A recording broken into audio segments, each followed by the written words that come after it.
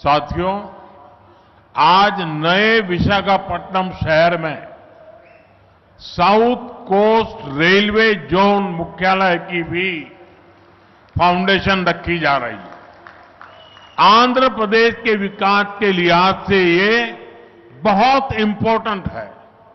लंबे समय से एक अलग रेलवे जोन की मांग हो रही थी। आज ये स्वप्न साकार हो रहा है।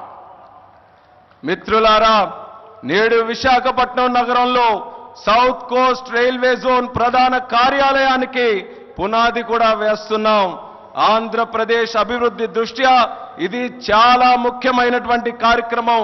ప్రత్యేక రైల్వే జోన్ కావాలన్న డిమాండ్ చాలా కాలంగా ఉంది. అటువంటి కళ, ఈ చిరకాల కోరిక ఈ రోజు నెరవేరబోతుందని తెలియజేసుకుంటున్నాను.